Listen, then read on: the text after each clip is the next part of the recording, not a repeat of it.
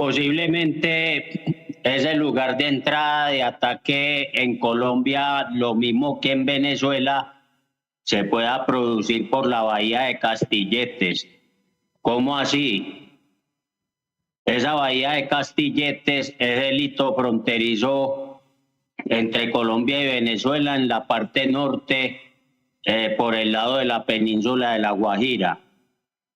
¿Y esto por qué lo digo básicamente? Yo ayer escuché al colega de RTBC Noticias y del sistema de medios públicos del Estado colombiano, a Holman Morris, que estaba haciendo un cubrimiento por esa zona norte de la península de La Guajira.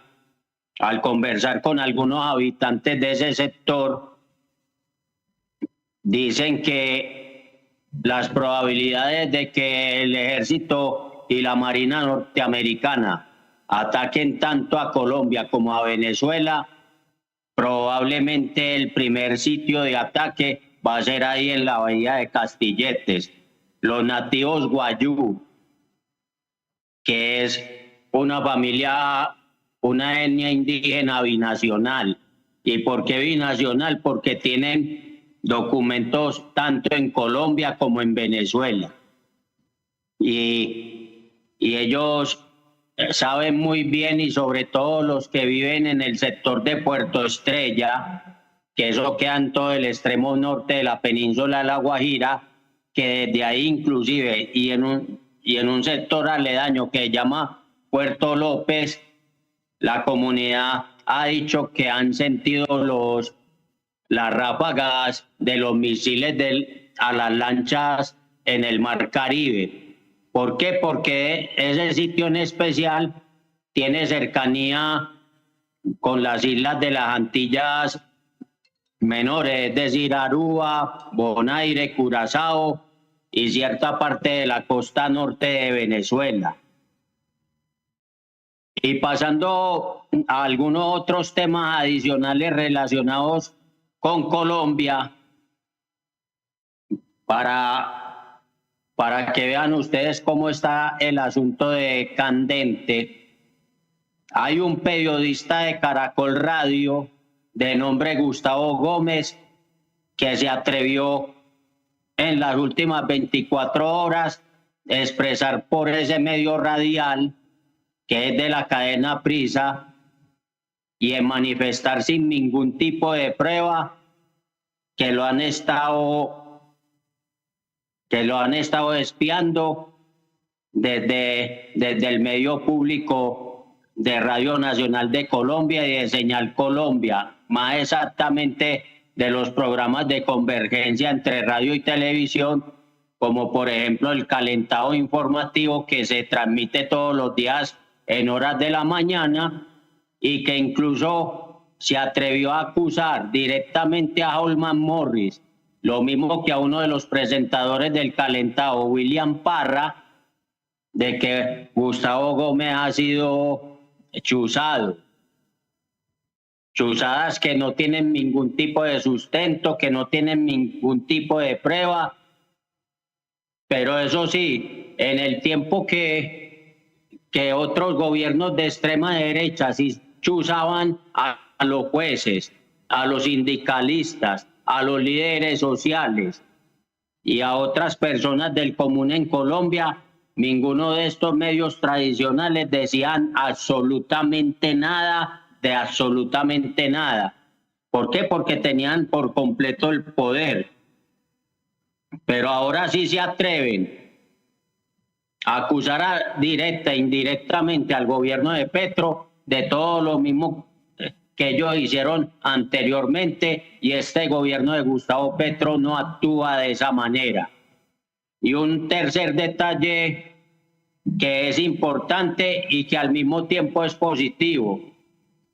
Ayer, 5 de noviembre, la mayoría de las listas para Senado de la República y para Cámara de Representantes de todos los partidos políticos a nivel nacional presentaron sus respectivas inscripciones con sus respectivas listas. En unos casos en lista abierta, en otros casos en lista cerrada o no preferente, haciendo sus inscripciones respectivas para la campaña electoral legislativa del próximo 8 de marzo del 2026.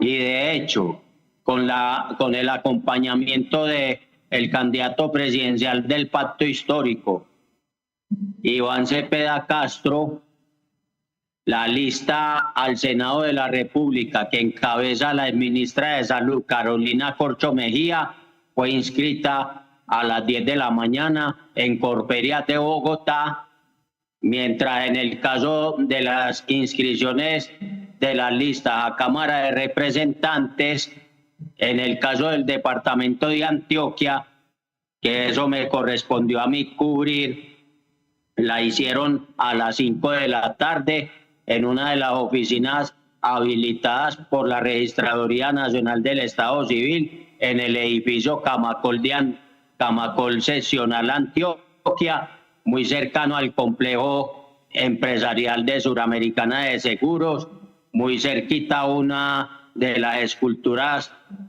de Rodrigo Arenas Betancourt en el sector de la calle Colombia,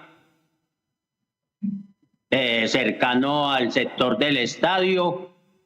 Y esta lista cerrada del Pacto Histórico se pudo inscribir con las 17 personas que fueron elegidas en la consulta popular del pasado 26 de octubre.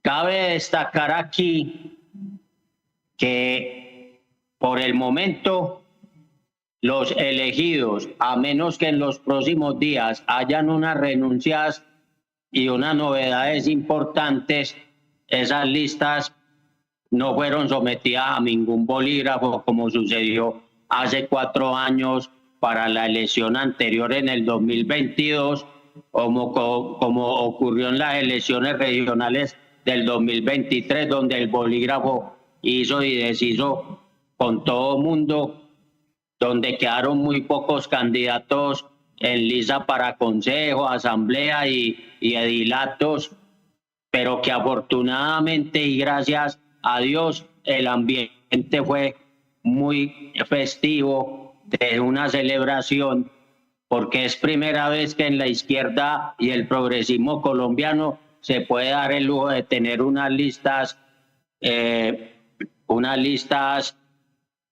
muy buenas, muy bien elaboradas, muy contundentes y con altas posibilidades de obtener más curules que las del 55-86 de hace 4 años, que no se llegó tampoco como tal, porque es cierto que se perdieron muchas curules por muchos egos, en especial de la gente de Fuerza Ciudadana que encabeza Carlos Caicedo, y que parece ser vuelve y juega a la misma broma con la plantilla de unitarios, que también es otra fuente de... ¿Cuándo son las elecciones? 8 de marzo próximo, las elecciones legislativas para Senado de la República y Cámara de Representantes. Y para tercera semana de mayo, las elecciones presidenciales en primera vuelta. Bueno. Y creo que podemos ir dejando por el momento hasta ahí. Bien, gracias. Pero de todas maneras el ambiente en Colombia no es tan sencillo. Y una última cosa, el espacio aéreo en Venezuela está prácticamente cerrado para los vuelos internacionales, aunque algunas aerolíneas colombianas como Satena, Avianca y Wingo han intentado seguir volando de Colombia a Venezuela, pero con todas las dificultades de no saber en qué momento el gobierno norteamericano va a usar ese espacio aéreo como pretexto para atacar a Venezuela. Esa es la duda que queda. La mayoría de las aerolíneas internacionales no han vuelto a Venezuela, en especial las aerolíneas de Estados Unidos y de Europa, salvo unos vuelos de retorno a la patria que los alcanzaron a hacer desde el mismo Estados Unidos y México, con varios venezolanos regresando. Y eso fue todo. Dejémoslo hasta ahí. Está bien, gracias, compañero. No, quisiera preguntarle a Saúl sobre los malos comentarios, los adjetivos calificativos que utilizó el señor Marco Rubio contra el presidente Petro, que fue muy lamentable haberlo hecho en forma internacional. Me gustaría saber cuál es la apreciación de los colombianos ante esta agresión de los calificativos que utilizó este señor norteamericano de origen cubano. Carmen, es que estos comentarios no son nuevos. Estos comentarios vienen siendo muy repetitivos, no solamente Marco Rubio. Ahí están los otros muñecos, como digo yo, Mario Díaz Balar, Carlos Jiménez, María Elvira Salazar, un señor hermano de Luis Alberto Moreno, que alguna vez fue presidente del Banco Interamericano de Desarrollo y que es de origen colombiano y que es congresista en los Estados Unidos, que ha venido promocionando todo el descrédito a nuestro gobierno y ha venido promocionando, porque es un mandado de la derecha colombiana y de la derecha internacional, para también atacar a Colombia y joderla. Bueno, entonces ahora sí nos vamos para Venezuela. Ay, discúlpeme, María Luisa, otra cosa. ¿Cómo será de atrevida esta senadora Paloma Valencia, que ayer en pleno debate en el Congreso de la República se atrevió a decirle a Iván Cepeda Castro que no me vaya a matar? Y también diciéndolo sin ningún tipo de argumento, sin ningún tipo de prueba contundente, a sabiendas de que Iván Cepeda Castro ha sido un líder natural por los derechos humanos. Le tocó el asesinato de su padre Manuel Cepeda allá en 1994, cuando él era recién posesionado senador de la República por la Unión Patriótica, y cómo la derecha hace monstruosidades que no tienen, la verdad, ningún tipo de presentación. Pero esta clase de mensajes no se pueden quedar de soslayo, porque eso es lo primero que, por la emocionalidad de la gente, es lo primero que agarran, es lo primero que echan mano, y porque los grandes medios de comunicación lo dan a cubrir a mayor extensión.